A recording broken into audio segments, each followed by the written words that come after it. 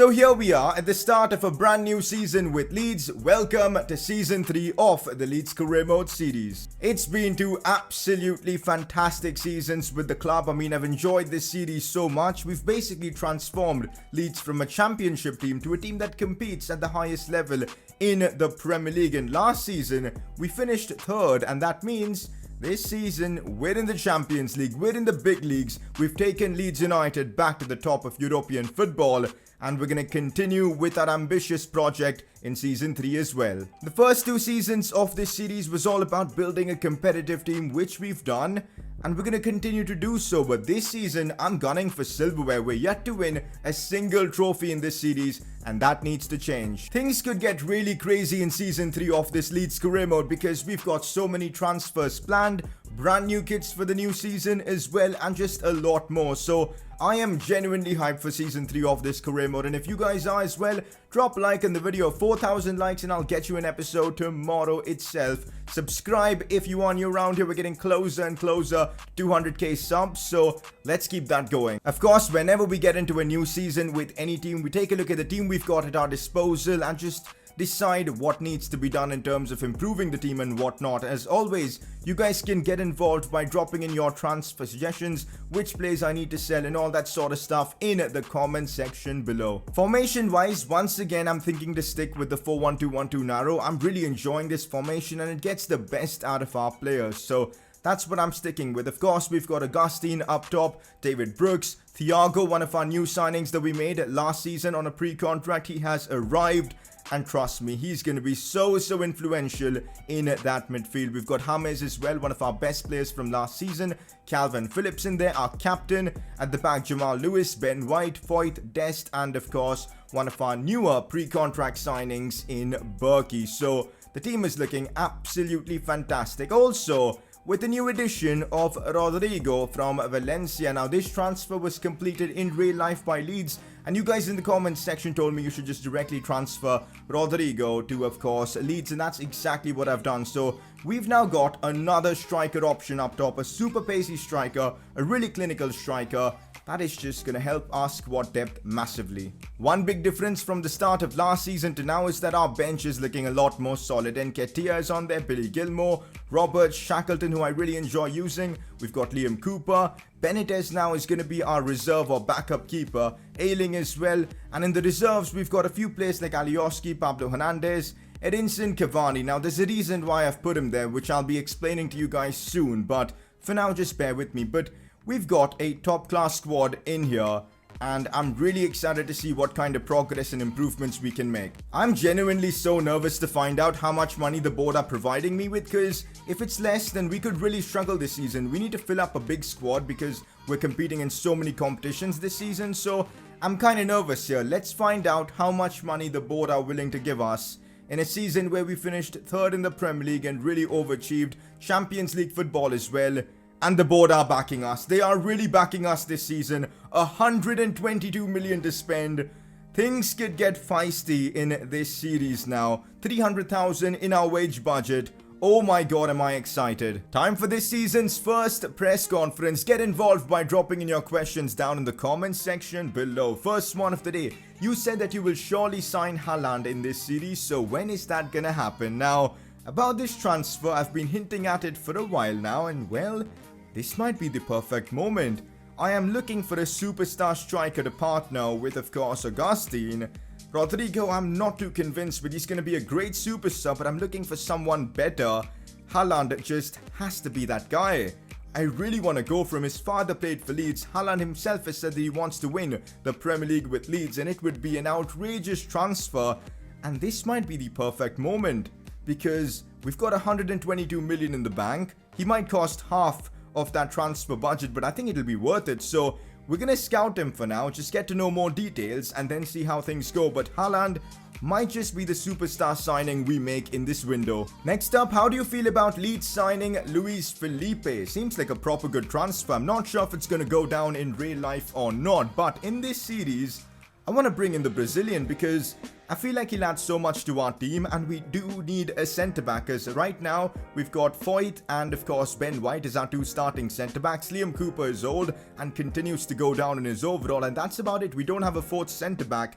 Luis Felipe could give some top-class competition to Ben White and Foyth, and that's what we need in a long season like this one with, of course, European football. So I'm gonna try and sign Luis Felipe. The best part about this is that his contract is expiring, so we could get him for cheap, and that's what I'm aiming for. Next up, do you think with a few signings in Season 3 you could contend for the title or the Champions League? Ooh, Champions League with Leeds expecting to win it in our first season? That is just unbelievably unrealistic expectations, but I guess we've got to try at the very least. Premier League I'm looking to push for, especially with the signings of Thiago and Berkey that we've made. I mean, forget Haaland and all. Thiago is just world class, and to have a midfielder of his quality alongside Calvin Phillips and James is outrageous, and we've really made big improvements to our midfield already this season, and even at the back, Berkey is a top class keeper, so I'm pretty happy with the way things are going so far, and yes, with a few more signings, I can see us compete for the Premier League title. Champions League involves a lot of luck, and we'll have to see what kind of a draw and all we get, but I'm excited, man, for this season. It is now time to honor our best player from last season, and well, in the comment section, it was all about David Brooks, and the Welshman picks up our Player of the Season award, and cannot say I'm surprised because he broke Thierry Henry's assist record of the Premier League last season with 23 assists, so completely deserved our Player of the Season. First season it was Augustine, and now it's David Brooks. We've spoken about players I want to bring in, but we haven't really spoken about players I'm looking to offload, and right now, it's only Edinson Cavani. I know it's a bit emotional, you know, getting rid of him, because he was so good for us in that first season. Almost ended up winning the Player of the Season award, if not for Brooks, but he was tremendous. Our top goal scorer last season. But with the improvements I'm looking to make to my team, I think it's the perfect time to sell Cavani, free up some wages, get some additional money in, and I think it's best for both parties. So we're going to look to sell Cavani this season. In terms of improvements, I've spoken about a few players I want to bring in, but in terms of positions, I'm looking to bring in a centre-back, a CDM, because only Calvin Phillips plays in that position for the team, possibly a full-back, but I'm pretty fine with Ayling and Alioski as backups, but possibly that position, and of course, the big Norwegian striker we're looking to bring in. But any other suggestions are welcome. 122 million to spend. This is going to get exciting. Now, did I mention we've got new kits for the season? Of course I did. Well, let's take a look at them then. Now, of course, Leeds did release new kits in real life, but I don't want to use them because they'll be there in FIFA 21 anyway. So I'm going to be using some fantasy kits that I do really like. In fact, this style just gives me like a retro vibe, I guess, and I do like this home kit that we've got, the black and white kind of look. It looks fantastic. In terms of the goalkeeper kit, it's all green. I'm not too keen on this one, but I do really like the home kit, and the away kit and all looks gorgeous, which we'll see in game. But yeah, new kits secured for the season. And of course, we've got season objectives for this series. Basically, these are going to be 6 objectives that we complete throughout the course of this season. They're decided by you guys in the comment section. For every objective we complete, we get an additional 5 million added on to our transfer budget. Last season we completed 2 objectives, and that's why this season we got a bonus of 10 million added on to our budget. So in a similar way, these objectives are going to work. Now, I'm not sure if we're going to do a season 4 or not with Leeds, but if we do, these objectives could prove to be vital in getting some additional money. So let me know your suggestions for objectives in the comments section below. Well, Cavani seems to be in demand. I shouldn't be surprised. He was our top goal scorer last season. An offer coming in from Man United. Now, I'm not too keen on selling Cavani to United, but the offer seems good. About 18 million for Cavani, who's 34. I mean, that's good money. Plus, we free up the wages, and with Rodrigo coming in, plus potentially Haaland, I kind of want to make this happen. So I'm not going to mess about here. I'm going to accept the demands, and Cavani could be on his way to Man United. And when we face them, this game and this transfer is going to cause a lot of controversy, that's for sure. Oh my god, I absolutely regret accepting that offer from Man United, because Wolves have come in with an 18.8 million offer for Cavani. I'm going to accept this, but I just know Cavani is going to make his way to Man United. We'll see though where he goes. Not going to lie, it is a bit painful seeing Cavani in a Man United shirt. He was so good for us last season, so many good moments, but it's time to move on. He's 34, he's only going to get worse. It's the right time to cash in on a player we literally signed for free, so it's a bit of good business we've done here. Luis Felipe, he's the man I've chosen to sign for that centre-back role. I want to bolster our squad depth in that position. Plus, he's linked to Leeds in real life, so it seems like a proper good transfer. And also, look at this, he's a pretty quick centre-back as well. which will make him super OP to use in game. So let's get this transfer sorted. It's going to be expensive though. He's valued at 34 million, but since his contract is expiring, we could get a deal. I'm going to start things off with a 30 million pound offer. Since his contract is expiring, they might be willing to sell him for that fee. Let's see. Luis Felipe, 30 million, and they are willing to sell him for that fee. Maybe I'm overpaying a bit, but I'll take it. It seems like a proper good deal for a 24-year-old 82 rated centre-back with good potential. And there you go. Now we just got to negotiate that contract and things will look really good for us. This is what I'm offering Luis Felipe, a crucial squad role, 5-year contract length, 50k in wages and a 400,000 signing bonus. Is he willing to accept this? I guess we'll find out now. And there you go. It's a done deal. The Brazilian is our first signing of Season 3. And it's a real big one. He's going to add so much quality to our back line. Ben White, Juan Foyt, and now of course Luis Felipe. It is fantastic business. And of course Felipe has been unveiled as a new Leeds player. Why does he have Ramos at the back? Is that a glitch or does he actually go along with that? Anyways, he's going to wear number 4 just like Sergio Ramos. Ryan Gravenberch could be the perfect man to be backup to Calvin Phillips. A lot of quality, a lot of talent. He plays for Ajax, which means he's a baller because pretty much Ajax is like the factory of producing top quality youngsters, and he's only 19, adds a lot of depth to our midfield, and you know what? I want to go for him. So we don't really know much about him, but we do know his valuation, so we're going to try and sneak in a transfer for him, hopefully for cheap, because we do need to keep money for that big Haaland transfer that we're chasing. Now, Pablo Hernandez is still at the club, but especially considering he's aging, having another midfield in the team that's versatile, I think is key. So I'm going to start off with a 15 million pound offer for Gravenberch. Of course, Ajax aren't going to accept that. Wait, what? They actually did 15 million for Gravenberch.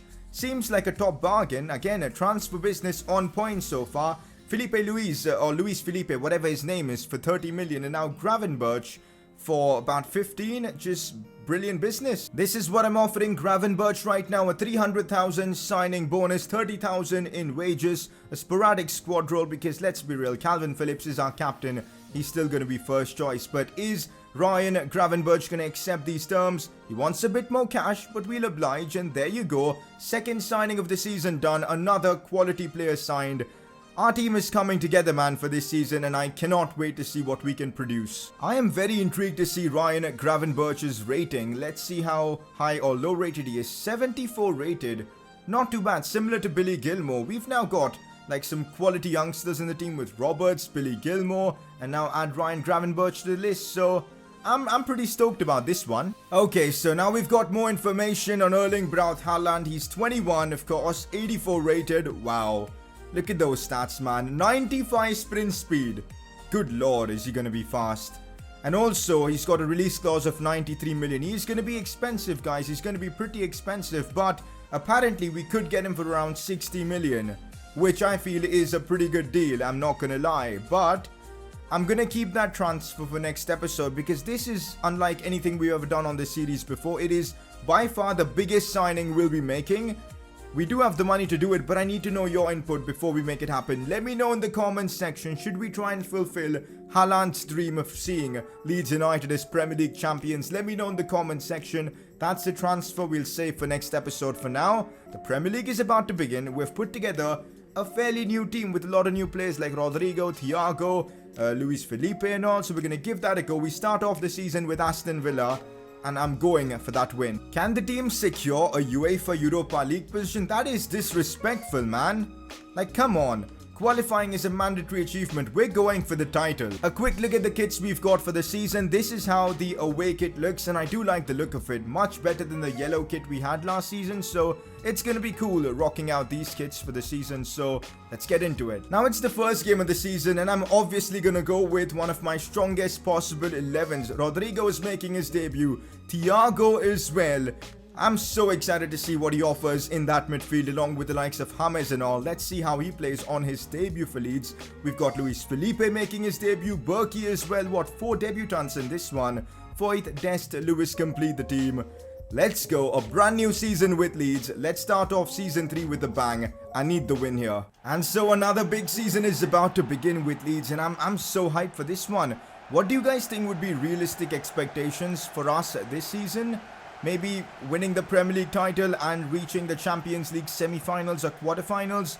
I see that's pretty realistic, because now we've got the team and quality in every position to fight for the title, and I'm hoping we can do so. But that starts by not dropping points in games like this. We've got to show that we're up for the challenge, and we've got to beat Aston Villa and do it in style. This is going to be Luis Felipe's moment to show why we've signed him. He gets beat for pace there, which is not a good sign. McGinn now looks for the pass. Berkey with a big save, and Des clears the ball away.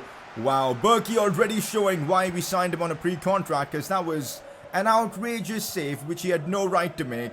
Somehow it's still 0-0, but not gonna lie, Aston Villa should be in the lead. Oh my god, that's a very good cross for Wesley on the turn here. Looks to find McGinn, and we can't stop Aston Villa. That's good football, and our season hasn't started off on a good note by the looks of it, as we're 1-0 down to McGinn's goal. Like, these are the kind of games where we need to absolutely dominate and win, otherwise we're not going to win the title. Our record against the big boys, the big teams, it's fantastic, but here, these are the kind of games where we struggle, so we got to bounce back. I'm only taking a win from this fixture. With Augustine and Rodrigo up top, we do have way more pace than last season, and we've got to use that as Augustine turns his man, shoots and scores. We are starting off the season the right way, the Augustine way, as he scores our very first goal of the season. 1-1 against Aston Villa, and I'm not surprised. This man was our leader and has been since the start of this series, and he's the one scoring and equalizing things for us. David Brooks just resuming business as usual. An assist to start off the season. Augustine with the goal. 1-1 against Villa. Just the comeback we needed. Calvin Phillips looks now for Augustine. Finds Rodrigo. Links up really well with Augustine, which is good to see. These two can have a fantastic partnership, and that'll be great for the club, as Rodrigo with his first chance for the club and scores off it. Tell you what, he's got a lot of pace on him. I know he's 30 and he's probably going to go down in his stats, but at this very moment, he has a ton of pace, and we can make a lot of use of it. Rodrigo scores, and Leeds United have turned around a horrible start into a perfect one, I suppose. Augustine grabbing the assist. What a finish from the Spaniard. And Leeds are back in the lead in the Prem as we lead 2-1 here against them. Rodrigo, I'm telling you, man, your guys' expectations might be low for him, but he might really do well for us this season. Oh, this is bad for us. Wesley with the shot, and Aston Villa just about get their equaliser in the second half. I mean, at the start of the second half. Thankfully, Berkey was up to the challenge. Another good save there from him. We're now seeing a set-piece routine from our opponents, and it's Herman on the ball. Looks for Tyrone Mings. Out wide for Grealish as he scoops this ball, and we got to get it away. Dest as well. James messing things up there. No way. James Rodriguez, what on earth were you doing there? Couldn't clear the ball away, and we've given away a cheap goal. After turning the game around, we're now back to square one. They've equalized. It's 2-2. It's been a terrific start to the Premier League, but I'm not liking this. I want to win this game. Here's Thiago on the ball. Let's see if he can unlock this defense. Clever pass to find Brooks. And now it is Augustine. Goes down at the edge of the box. Free kick from a solid spot. James' moment? Hopefully. There is only one man taking this free kick for me, and it's James Rodriguez. The question is, can he put this one in the corner? But he can't. It took a deflection. That was actually pretty close. Now looks for Thiago. Does so well to attract defenders towards him. And now it is Augustine. Out wide for Rodrigo. Could score from here. Still Rodrigo. Looks for the pass inside, and I messed things up there. Should have done much better, but at least we're pushing forward and creating, which is nice to see. We're winning the ball back really well as here's Rodrigo on the ball. I see Thiago making a good run. Brilliantly done. Could go down. In fact, no, it's a shot from Phillips, but Augustine gets there. Keeps hold of the ball. It's chaos right now. Chances flying for us. And we give the ball away cheaply. Man, we got to be more accurate in the final third. Still Augustine moving forward with a bit of pace. Looks for David Brooks now. This is a big positive. Brooks brings the ball inside. Could look for a penalty as challenges come flying in towards him. It is now Thiago. Scoop turn. Still Thiago. I could maybe go for a cutback. I find Brooks, but the defending from Aston Villa is phenomenal in this game. There's no denying it.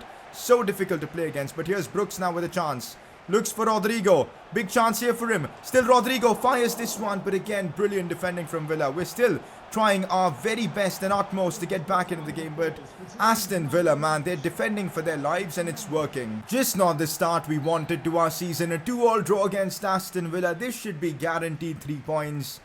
It's tough. Maybe it's because we put in too many new players from, like, you know, the signings and all. We needed to give them more time to gel. I don't really know, but Yeah, two defensive mistakes that cost us in this game. I'm really annoyed. Now, we do have a bit of good news. It looks like Man City have dropped points a lot already. Like, first 2 games, 2 draws for Man City, which is unheard of. United have dropped points as well. Liverpool, Chelsea, Spurs, perfect. But good to see the 2 Manchester clubs drop points. Our next game is against West Ham. And of course, we're not doing any more transfer business in this episode, so we're going to go straight right into it. A bit of a controversial decision, but I really want to give Ryan Gravenberch his debut for Leeds in this episode. So he starts over Calvin Phillips. We got to give Phillips a bit of a rest here and there. So let's see how Gravenberch can do in that position. This is our team. We're up against West Ham. There's no room for errors anymore. We need 3 points here. West Ham actually starting the game off really strong as it's Declan Rice on the ball. Ben White again showing why he should be number 1 in the team for that centre-back spot. Winning that cleanly. But yeah, it's proving to be a difficult game so far against West Ham. They're keeping possession well. This is going to be a tough one. Okay, now what has just happened here? I'm pretty sure Diop just cleared out Rodrigo. There, you guys will see what happened. And it's a red card, a completely deserved red card.